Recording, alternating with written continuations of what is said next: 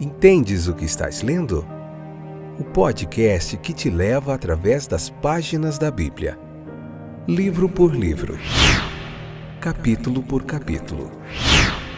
Uma exposição bíblica emocionante. Aperte os cintos e embarque comigo nesta viagem.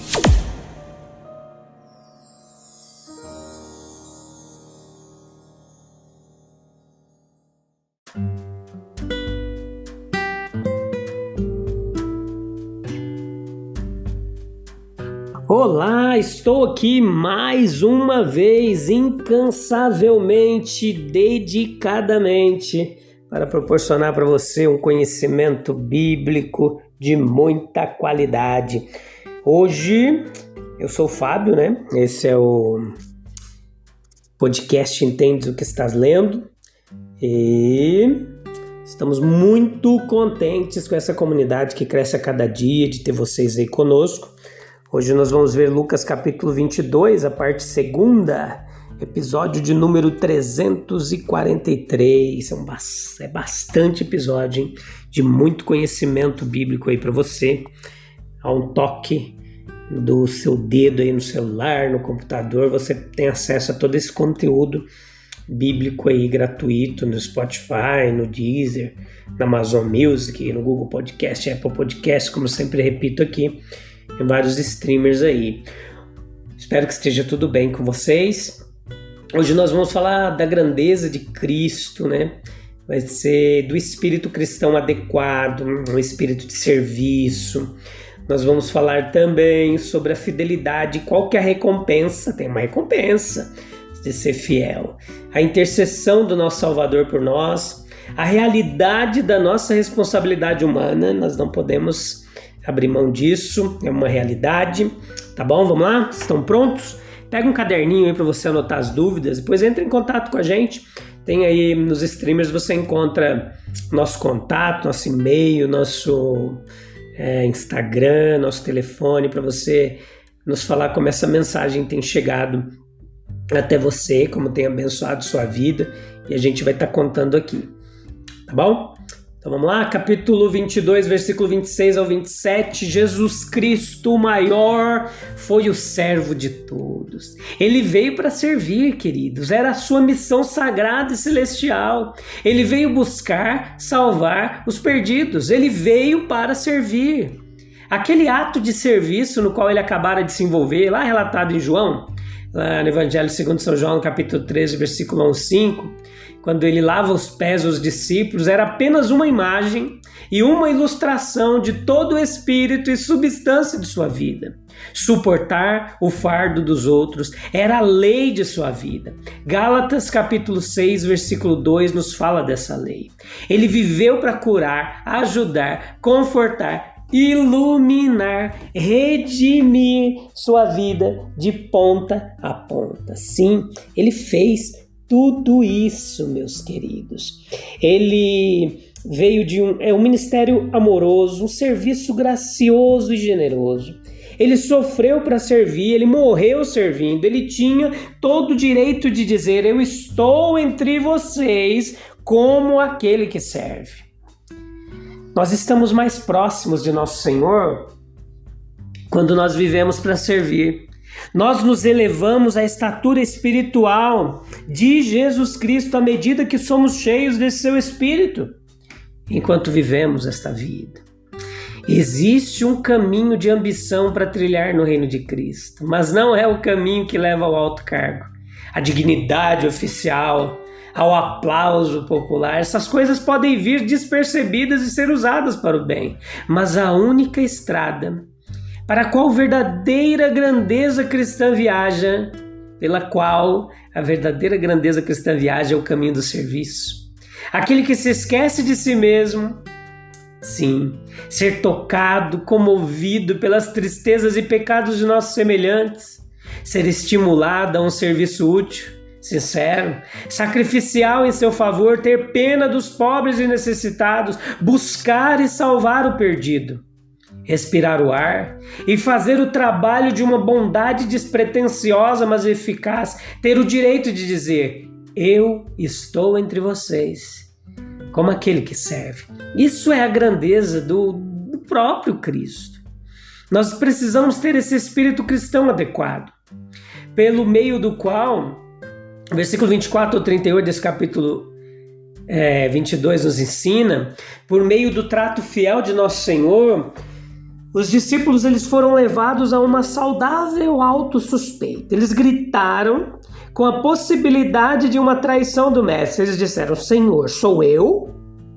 Mas tão logo suas mentes foram aliviadas pela escolha de Judas, eles se voltaram novamente para uma autoconfiança e até mesmo para a ambição básica.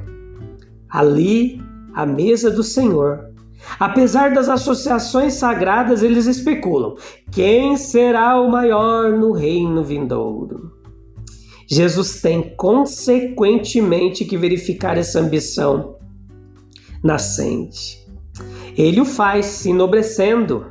Um espírito de serviço. Agora a ideia do mundo é que é nobre exercer autoridade, ser capaz de dar ordens às pessoas. De fato, o mundo passou a chamar os homens de benfeitores, que nada fizeram além de comandar outras pessoas.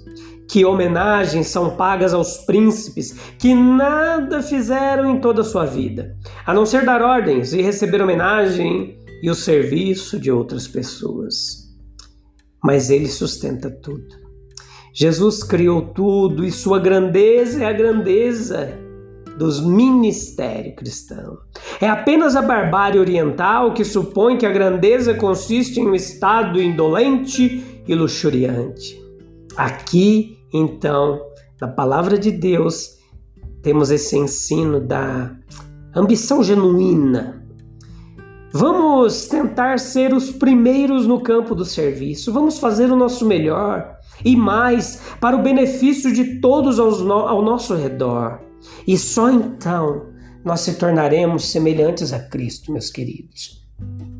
O versículo 28 ao 30 nos ensina que para esses discípulos que continuam com Cristo em suas tentações, ele designa um reino. Neste reino, eles terão tronos, serão juízes das 12 tribos de Israel. E dessa forma, o nosso Senhor indica a influência que esses homens que nutrem seu espírito de serviço adquirirão. O versículo 31 ao 34, vemos essa natureza de Pedro, muito orgulho e vanglória que precisa ser eliminado. Há trigo dentro dele, mas tem joio também. E agora Satanás tinha colocado na sua mente a queda de Pedro. Mas Jesus já orou por ele para que a sua fé não desfaleça. E aqui estava a salvaguarda de Pedro, na oportuna intercessão do seu mestre. No entanto, a Pedro foi permitido cair em tentação, mas ele foi reconquistado, convertido pela segunda vez. Por assim dizer, pelo olhar amoroso de Jesus e assim destinado a tornar-se um fortalecedor dos seus irmãos, um líder. É somente quando a autoconfiança, como no caso de Pedro, foi expurgada pelas humilhantes descobertas de sua fraqueza pessoal, que ele esteve em condições de cuidar e fortalecer os seus irmãos. Nos versículos 35 ao 38, nós vemos que ao enviar os discípulos nas primeiras missões, Jesus confiou na hospitalidade do povo como um apoio adequado para os seus discípulos, indo ao povo como filântropos, operando milagres, pregando o advento do Messias, eles encontrariam apoio suficiente. Essa era a política de confiança, a confiança no povo, para todo o apoio. Mas quando o mundo se voltou contra Cristo e percebeu o quanto ele se opunha ao mundanismo, então os discípulos precisariam exercer toda a prudência possível. Eles precisariam cuidar de si mesmos e até mesmo lutar por suas próprias mãos. Ou seja, há momentos em que podemos confiar no mundo e momentos em que podemos desconfiar dele. Quando estamos inclinados a perguntar que temperamento prudencial deve tomar o lugar da confiança. Quando o mundo está determinado na injustiça, assim, neste momento, o mundo está prestes a considerar Cristo entre os transgressores e fazer-lhe manifesta injustiça. Havia um ataque de injustiça e os discípulos deveriam, então, defender-se. Qual era a recompensa da fidelidade? A lição do texto, versículo 28 ao 30, é a recompensa abundante da fidelidade a Jesus Cristo, mas tomando essas palavras dele em conexão com a posição em que ele sabia estar, elas nos falam da majestosa confiança de nosso Senhor. Eu vos dou um reino, para que vos assenteis em tronos, e quem é este que assim dispõe calmamente de reinos e tronos? Um imperador reinante ou um conquistador brilhante? Não. É apenas um profeta pobre, sem teto, sem soldados, aquele que sabia que estava prestes a ser levado, julgado, condenado, açoitado, crucificado. No entanto, ele quis dizer tudo, que confiança majestosa em Deus, no poder de seu evangelho, em sua própria integridade, com que reverente homenagem devemos nos curvar diante daquele que pôde fazer tais ofertas reais quando a sombra da cruz já descansava no seu caminho. Vendo que seus apóstolos não apenas foram silenciados, mas humilhados pela repreensão que ele havia administrado a eles lá nos versículos 24 a 26. Desejando tranquilizá-los, reanimá-los, o nosso Senhor voltou-se para a fidelidade que haviam mostrado a si mesmo e falou palavras de louvor e de promessa. Mas não fique abatido.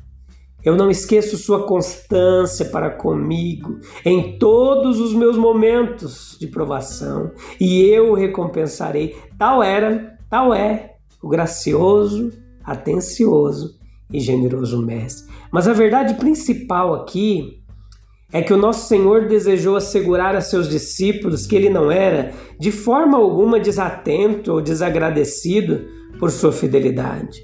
E ele encontrou a melhor prova disso em sua constância para consigo mesmo em seus tempos de angústia. Apesar de toda a pobreza, toda perseguição, toda deserção, todo aparente fracasso, eles haviam sido verdadeiros e leais. Compartilharam suas tristezas, acompanharam-no através das sombras escuras. Eles haviam ministrado as suas necessidades corporais e tanto quanto podiam. Simpatizaram com ele em seus conflitos espirituais. Vós sois aqueles que continuaram comigo em minhas provações. E que recompensa ele estava preparado para dar a eles?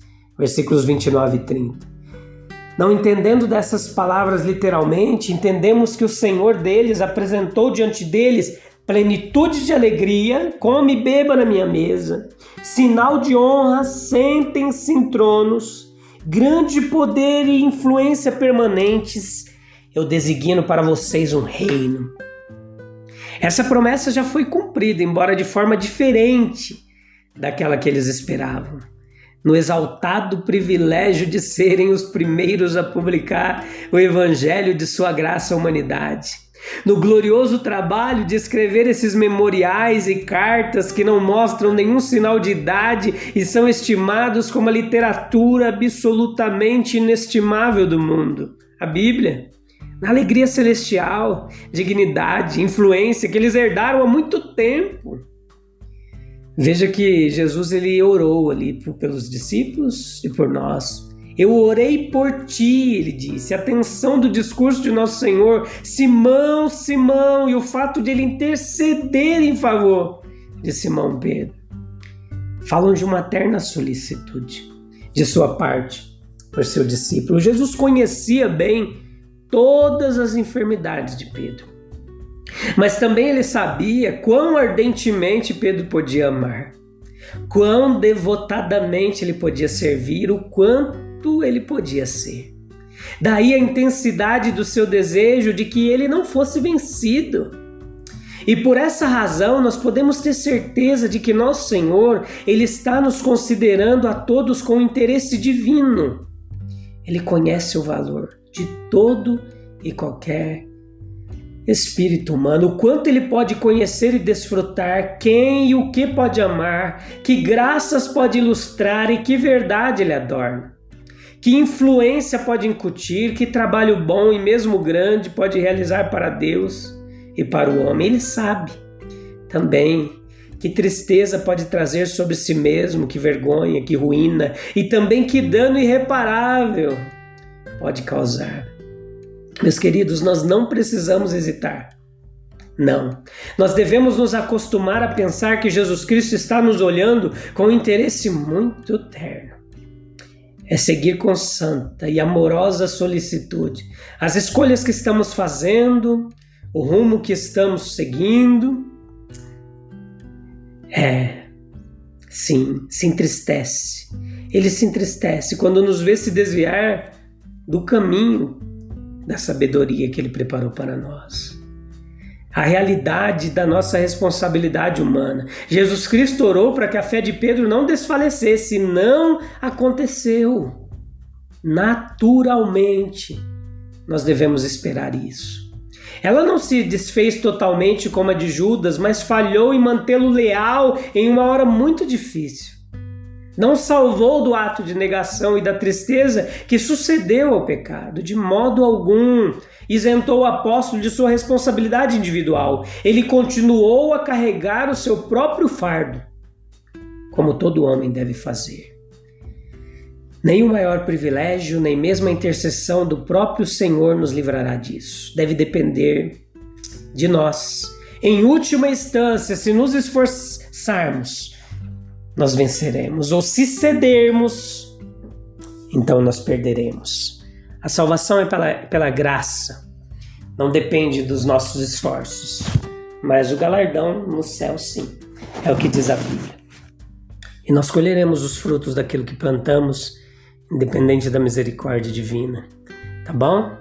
A gente se encontra no próximo episódio, onde continuaremos aprendendo muito mais dessas preciosas lições da Palavra de Deus.